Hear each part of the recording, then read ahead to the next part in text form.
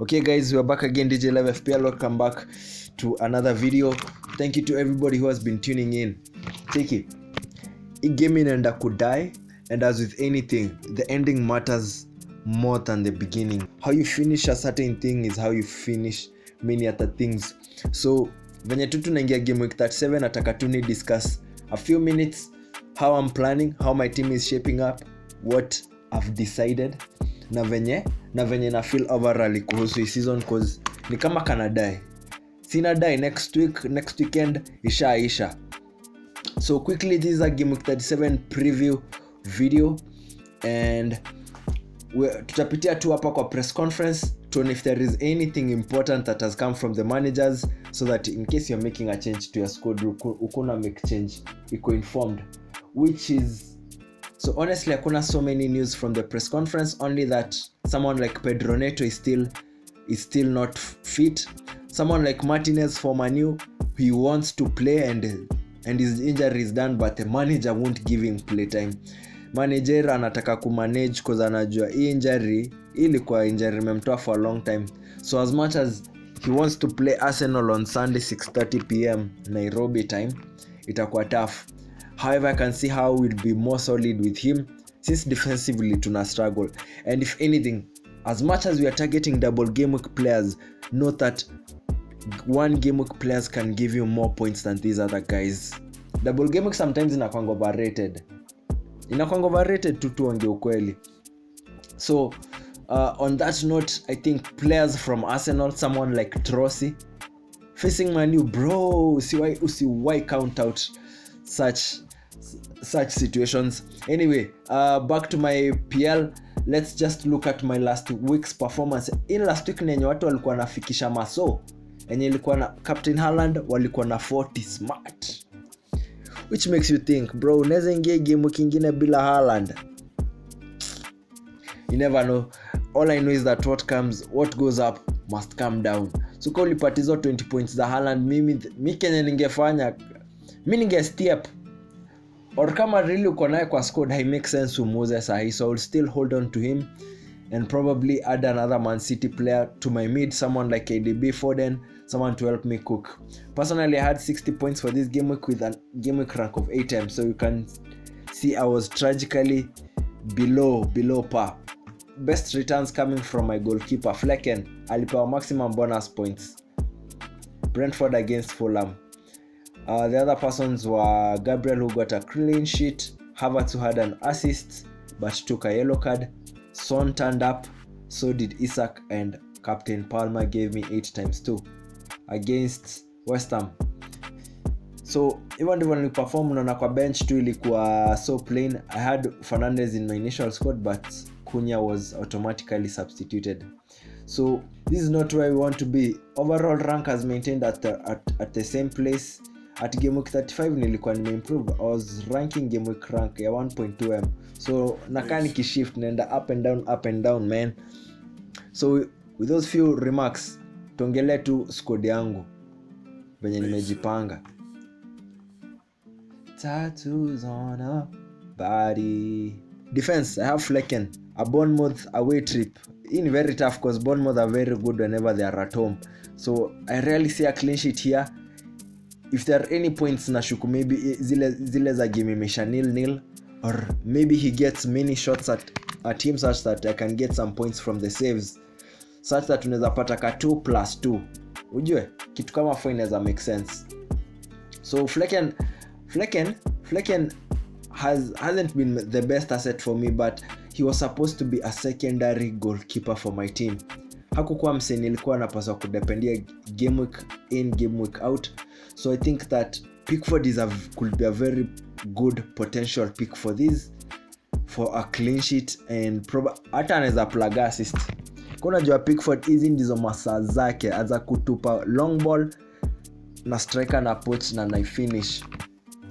Kinda Flecken, I have Gabriel playing Manu, very consistent for the last many game weeks. I actually had him in the beginning of the season. But because of the injury, he wasn't being played in the first few games. But once things got in shape, so no, game week 1, 2, 3, he didn't play, or he barely played. and then since then I think he's had a good string of performances. So kando yake niko na Mr. Romero who bagged me a goal on a very difficult double game week once again at 35. Alinipea 7 against Arsenal, 1 against Chelsea, which is why once again nasema double game week zinakuanga overrated sometimes. Unaweza pata tu one game, very many points. So Romero here playing Burnley at home fast. I think that's a very good place to start. Alafu ya Man City tunaweza deal nayo baadaye. So I think hapa tukipata ka 6 hii game ya Burnley, again I think he's a type to bully guys on the corners and the dead balls. Yeye ndiye anaweza saidia ku set up the second ball from indirect free kicks. As for the Man City game, I don't have many hopes. Hii game ni tricks. But ni game wanaenda head to head. The title is on the line for Man City and they can really smell weakness in Tottenham.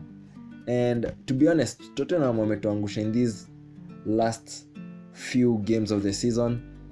I think from game week 20 they have been more than subpar in terms of the aggressive play. Pale mwisho nimebaya new asset Vardiol playing Fulham away then Tottenham away.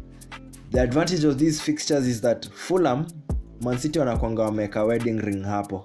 Hii inakuanga an obvious bet. Yani hata unawezekelea 50k pale niwekele Man City kichwa na bro hiyo ndo itarudi. So hii ya Fulham, kumbuka early in the season I think they bet them 5-1 at home. Away shida ni that Man City watambui home ama away, watakustress, they'll keep more of the ball and keep you guessing. So I'm happy to have Vardiol here since uko mbele kwa front line. I can't afford Haaland at this time. Can't afford him, so I need to double up on at least Man City assets for these two games. So I think Vardiol for attacking returns, this could be a very huge game to have him. Next, midfield too. Some slights. I have KDB once again pairing up with Vardiol, playing Fulham away, Tottenham away. If anything, I felt like KDB could be a potential captain for these two fixtures. Since ni ana plug Haaland na anaweza funga, shida ni tu siko very convinced about him as a candidate for giving the armband.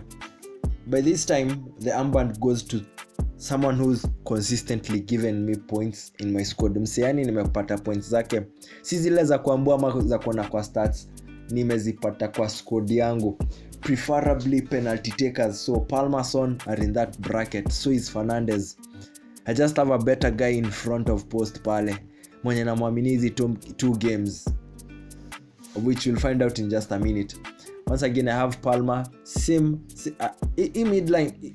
midfield line nimekuwa nayo I think the last 3 weeks. Honestly, even if I'm targeting a double game week person, there is no way I can sell Havertz. Not now. Says muuliza, not now, not against Man U. Not now and not against Man U. Bra.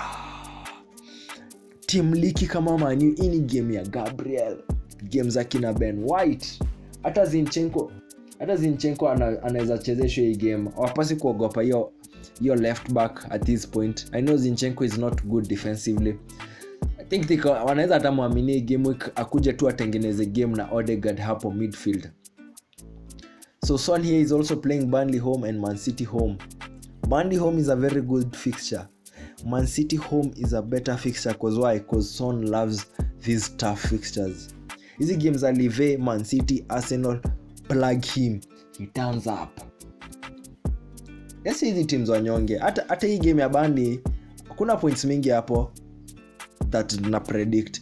Mimi naona points mingi hapa zitatoka kwa attack kwa game ya Man City. I mean, the first game, which is the Nottingham fixture, is very tricky. Nottingham are very good at home and better defensively. Wanaweza shinda kufungwa but defensively wako well organized. So nimekuwa hesitant kupea Palmer the captaincy na pia na feel nimempea the last 2 to 3 game weeks. So I want to switch to someone else. Sidhani niko na hiyo relationship na Son yet. Na sidhani Man U, in this case Fernandes, whether or not he had his he's going to play, I don't think he's the kind of person I want to give this armband to. And then in my front line, I have my armband with one deadly man, Isak. The first game is the best game cause anachezea St. James's Park. You know what happens with Newcastle wakichezea home. So besides them playing at home, wanakuja kucheza team fulani liki at OT. And hii game ya Newcastle na Man U itakuwa kama derby, but based off statistics, this guy can watatudishi smart. Tuko in a very terrible position as Man U, and I think Newcastle could pounce. So hivyo ndivyo nimeona, nimesema acha nimpe captaincy. Nimemwona Isak hahitaji space mingi na hitaji chances kadhaa. Yeye ni kama Trossard, kama Diogo Jota. One chance, step over, body feint, and he's off, and he finishes calmly, coolly. I'm kind of disappointed that the last game he got 7 points. Of course, na account that I missed the penalty, which was -2. Because with 1 goal and 1 assist, in a midfielder, you are usually able to get something like 14 points. Because unaweza pata goal ni 5, assist ni 3, that's 8. Za kushow up 2, that's 10. Bonus points 2, that's 12. Kama mmeka clean sheet moja, that's 13. So for 1 goal and 1 assist to get 7 points, this is a bit of a buzzer, but guess what? He's a good candidate till the very end. And hata kama na have kucheza na Wilson Sahi na ashare minutes, na at least minutes haziendi, minutes ni around 80 guaranteed. And with 2 fixtures, I'm happy to have him, knowing that hata hii ya Brighton isipoingiana ako na game Old Trafford. And then right beside him, I have someone to cover for Haaland, since I can't afford Haaland, and that's Watkins, playing Liverpool at home. Honestly, shida ya Watkins that nilikuwa nataka kumuuza, but nimekuwa na very bad relationship na yeye. So however much I wanted to bring in Haaland, and however much I also wanted to play a bench boost, honestly sina squad ya kuweka bench boost currently. Neto, my goalkeeper from Bournemouth, isn't playing. Zinchenko doesn't get playing time. So really sina options, unless maybe ni next week nitakuwa nime-reinforce position as Zinchenko, and then maybe I can do another transfer for the keeper, play that bench boost ya kumaliza season. So even if niko armed up for this game week, I think